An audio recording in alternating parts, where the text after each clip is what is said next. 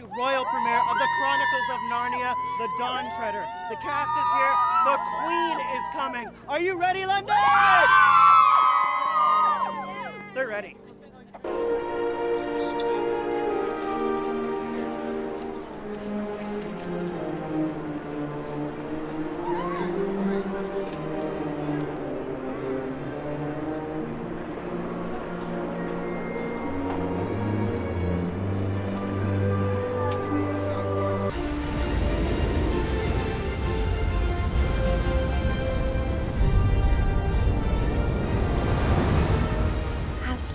You have returned for a reason.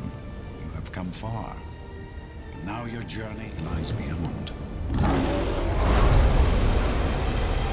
Tell me a little bit, your character, he's so noble, I feel. When he comes on screen, it's nobility comes through. Tell me a little bit about how you see him. Certainly noble. I, believe it or not, I actually, and I'm not a method actor, but I did actually go to Kenya and Tanzania to study and watch lions in the wild with my kids. And I can see why lions are the king of the jungle. So There's why? just something about their grace, their knowledge. There's a wisdom in their eyes and how they walk, how they behave.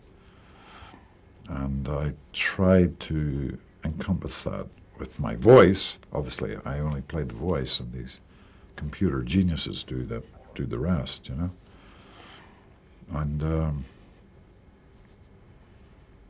And he's a mentor to these children. And C.S. Lewis was a very famous converted Christian, so he is a kind of a Christ-like figure, you know. Oh, I didn't even know that. That's interesting. Last night it was a huge hullabaloo with the Queen coming. I know that you've met her before. We're old buddies. Do you guys drink together? She and I. Do you knock back sherries every now and then? Yeah, of course. I walk her dogs every so often when I'm in London.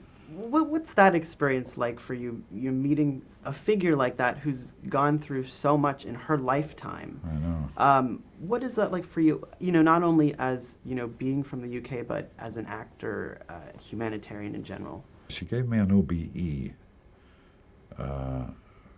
this wonderful award a few years ago. So I got to meet her officially, and she pinned this award on me.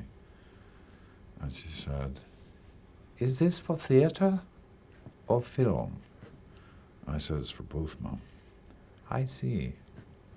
And that was our conversation. I did say to her last night, I thought she shares the same birthday, she's the same age as my mother.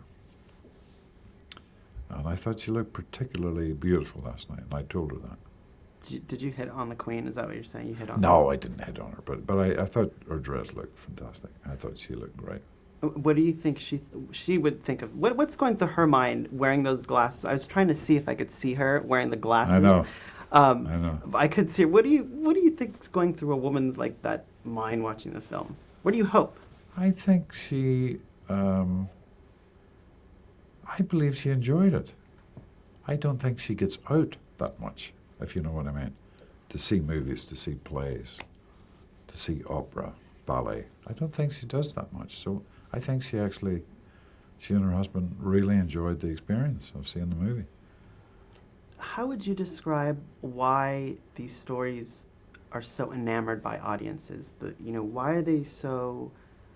Do we love them? Well, especially, there's Harry Potter, but Narnia, Sure. I feel, is completely different than Harry Potter. I think they tap into something in our psyche as human beings. We need to be told stories as a human species. We need to sit around a campfire or a cozy fire and hear these stories, even though we know they may be predictable. And we may know the end of the story and stuff, but there's something in us needs to be told, and we as a species have felt this for thousands of years, and C.S. Lewis tapped into that, and he teaches a life lesson as well. And I hate saying that. People think, "Oh, I'm going to be taught a lesson seeing this movie." They're fantastic entertainment, but they also just touch something in our psyche that we learn something about how special we are as individuals, and to be proud of the fact that we're individuals and that we stand for ourselves and that we can also care for each other. And he does that in a very, very entertaining way. This Christmas, There is the source of your troubles. enemies will unite. It seeks to corrupt all goodness, to steal the light from this world. And the only power to stop them That sword you carry, it must be laid at Aslan's table. Only then can their true power be released. lies beyond Narnia itself. Aslan's country. Do you really believe there's such a place? We have nothing if not belief. From C.S. Lewis's epic masterpiece comes the motion picture event of the holiday season. Travelers of Narnia, I am your guide. You are most beautiful. If it is a distraction for you, I can change form. No.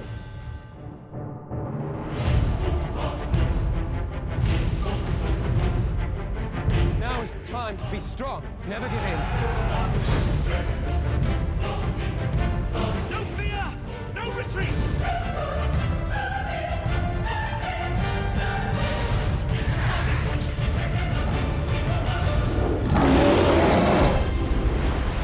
The Chronicles of Narnia, the voyage of the Dawn Treader. You know, watching the film last night, I thought it was interesting that all these people wearing these fancy clothes were wearing 3D glasses. It was awesome to Yeah. see. But the sets on the film are insane. I know the ship cost something like $2.7 million.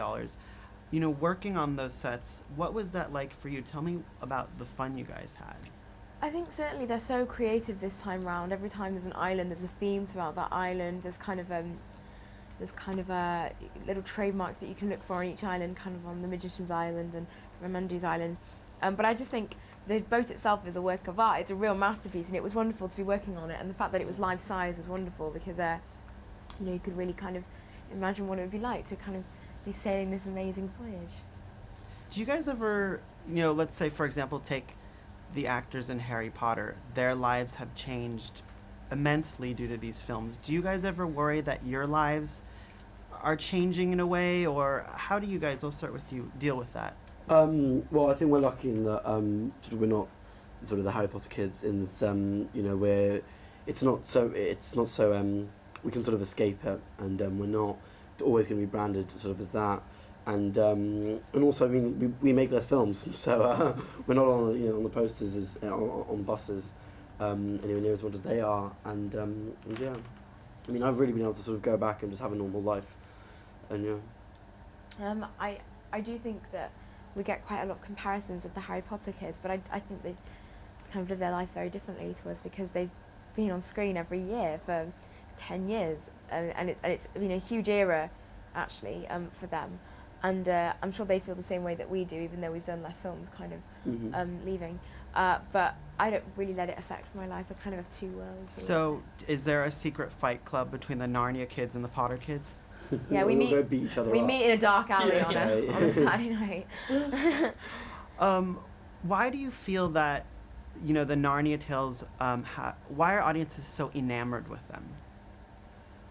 I think we were talking about this earlier when we were saying, you know, that they're family films, and that particularly this film, you know, is a feel-good film.